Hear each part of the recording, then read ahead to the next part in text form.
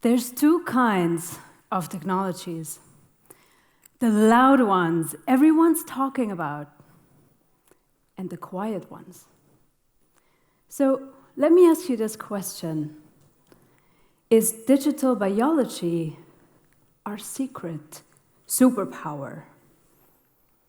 Yep. Thank you very much. Bye-bye. Just kidding.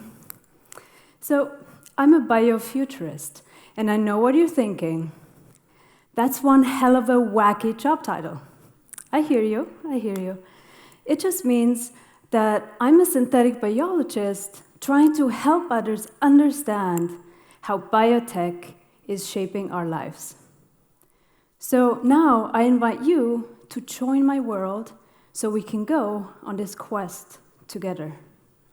But first, let's step into a tiny urban home in Switzerland, right next to the railway tracks.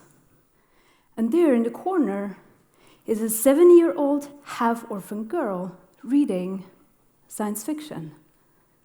And her little family is struggling. So each time the train would thunder by, she'd close her eyes and imagine this were the roaring thrust of a spaceship lifting her family off to a better planet. And yes, this shy nerd was me. And 13 years later, when I was 20 years old, a science fiction novel changed my life. Do we have any Jurassic Park fans in the audience? Yeah? Great, me too. So this is not that book. The Andromeda strain is like Jurassic Park with a virus. So let's look at this for a second, because what struck me was a virus is barely even alive, right? It's basically a tiny piece of genetic code packed into a protein shell hardware. So I started wondering, maybe we don't need to build a spaceship and leave Earth, because actually we have a terrible track record of colonizing our own planet. So what if instead we could hack genetic software to fix spaceship Earth? That's the question that I became obsessed with, and a couple years later, during my studies, I got my answer in a surprising way.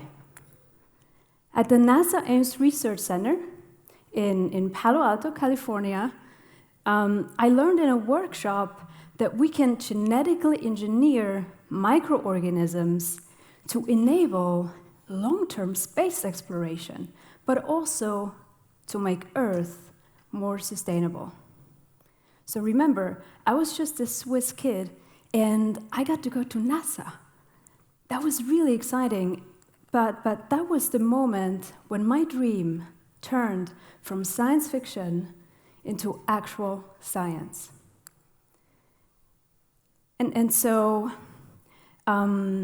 let's look at how this actually works. In the early 70s, something remarkable happened. This thing came out, the Apple II. And it started quietly and slowly at first.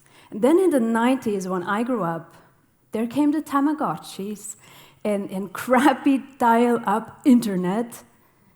And little did we know back then that soon we'd be able to order pizza with emojis on Twitter and we'd all be brain hacked. Boom. Digital revolution.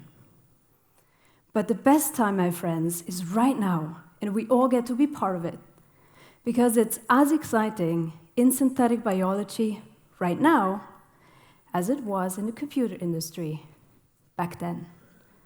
So what does it mean for us if the biolab suddenly becomes digitized and automated and personalized? Well, welcome to what I like to call the synthetic age.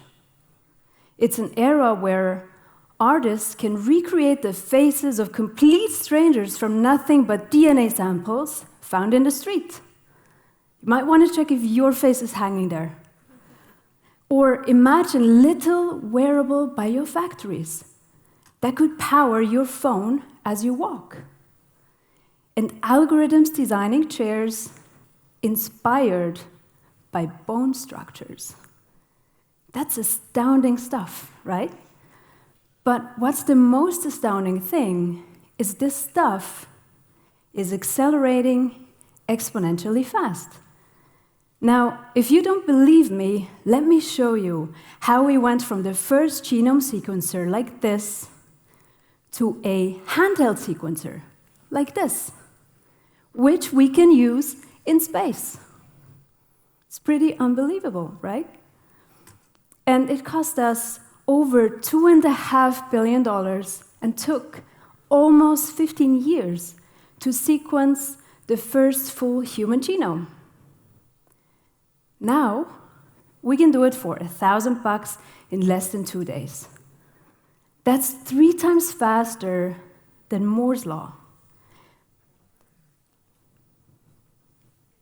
Now, we've broken these alchemizing tools of creation out from behind the walls of big institutions and gave them into the hands of everybody. Everybody. And one day, I got a phone call from a huge global tech company because they wanted to transition to digital biology. I was so excited, and I did help them. There's only one problem. Innovation can't save us. Innovation can't save us anymore because we are sleepwalking right into the 6th mass extinction. But disruption might. We need disruption. Disruption is born at intersections, especially the intersection of biology and technology. Now, let's take a look at this, because the next generation of products won't be manufactured, but grown. Now, I hope you're hungry, because we can make chicken-free chicken, egg-free egg white, shrimp-free shrimp, bon appetit, cow-free cow milk, holy cow, and glow-in-the-dark beer. We can harness algae to replace plastic bottles with these water blobs. We can turn algae into running shoes, and this is the mushroom. Hands down, it's one of my favorite things. It's a little lamp you can grow yourself. Do you see what's happening? DIY becomes GYI. So I argue we can and we must fix the earth with synthetic biology. But then people always say, sure, that's amazing, but what about the human body? Okay, let's take a look at this. For instance, Apple is developing an implant that lets users take phone calls directly in their inner ear. Or take my own story. A couple years ago, I became a cyborg live on stage, and I know that's another wacky thing, but it just means I biohacked my hand right here with a little NFC microchip the size of a grain of rice to tweet by hand swipe and trigger a genetic orchestra. And there's a video online, but it's really gruesome, so instead, I want to show you something marvelous. The future is already here. It's just not evenly distributed yet. And so that leads us right into the next challenge, because we tend to underestimate how much we can achieve in 10 years, because our thinking is linear. But these technologies, like we just saw, right? They are accelerating exponentially fast. So we need to bridge that gap. We need to bridge that gap. In my experience, science fiction is the most powerful, mind-expanding drug. We are all story creatures. We are hardwired for narrative because narrative is an empathy generator, right? And empathy is the means to the best design. We need to build responsible technologies that optimize for happiness and for humanity. That's the shift I'm committed to ignite. Because whether we like it or not, shift happens. Right? So that's why I also started writing science fiction, and I got to take part in this amazing eco-fiction show by the BBC. Now, let's take this mindset to understand the kind of world we're building. Because remember, the protagonists of science fiction novels today, that could be us tomorrow, right? And dystopia or utopia, that's really up to us, and it should be up to all of us. We could soon live in a world where your smart fridge could lock you out because your health insurance thinks you need to go on a diet. Imagine Minority Report, but with your most personal data. On the upside, you could simply book a gene modification appointment down at your local genetic spa to get a little injection to solve all your weight problems overnight. Because we could be leasing superpowers instead of cars. So you could be invincible and live to 150 years, except for accident, suicide, and murder. You know the rules. Even your offspring could be lucky.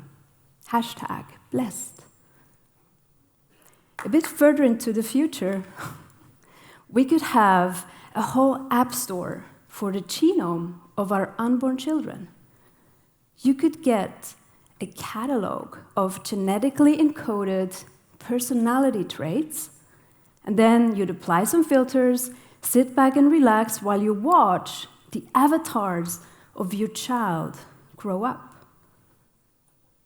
And then you pick one.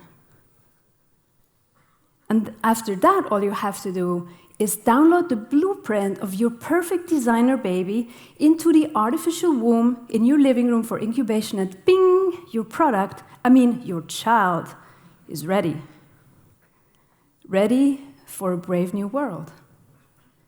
Now, if you think that's actually a little scary, I'm with you. But what's really scary is, in my time as a venture capital investor, yes, that also happened after my PhD. So in this time, I met a company with that exact business model. Guys, this is already happening right now. This could simply be the next level of college admission scandals. And so we'd still have some fun, because some of us would still be making babies the traditional way, if you know what I mean. And so if your child has a bug in their genetic software, well, it's probably the biohacker black market for you. So how far would you go to save your traditional child from a debilitating genetic disease with a one-off $1 million gene therapy? How far to make your family virus-proof for life? How far would you go to give your one child, the pride of your family, the one trait to succeed? Or would you rather cancer-proof grandpa? We'll be facing some really big questions. For instance, how good is it to live forever if the world is dying? And if we can implant fake memories into a rat, but we can't recover the lost memories of a loved one. So the death mask could offer a little help with that. This is a biological urn that contains pigment-producing bacteria that grow in channels spatially mapped from airflow patterns to encapsulate the last breath of a loved one. Grief sucks, right? Grief sucks. Well, Barbara Streisand cloned her dog twice for a reason, right? And so you could always choose to turn the ashes of a loved one into a tree or a diamond. You like my ring? Like how it sparkles? Meet Grandma. So all these very human emotions and experiences, they live in the brain. And the brain, if we come to think of it, is a bit like a biochemically controlled reality engine. So the next generation of wearables could be implantables, in particular, brain implants. You could subscribe to a freemium version of a corporate-issued AI assistant, and this one's a little bit different because that one lives in your brain. For instance, it could let you dial a mood. It could let you dial a mood to deal with all of this. And so, and this is not fictional anymore. AI-powered brain implants have already been tested in people. So this AI would be deep learning you, monitoring your emotions, your moral, sharing it with Facebook, to craft the perfect mute button for your personality. Because what really makes you, you? What makes us human? It's all this wonderfully wacky and irregular firework of neural activity. It's an impossible dream flickering up somewhere and the precious memory slipping through the web of your synapses. It's compassion, empathy, love, but also envy, jealousy, fear, rage, hatred. And that's why this algorithm could kill your humanity out of kindness. In conclusion, we've seen why bio is a new digital and how it's quietly changing our relationship with love, death, and our own evolution. And that's why I invite you to join my quest so we can build a magnificent future, because we are living in the most important decade to protect humanity from itself. Thank you.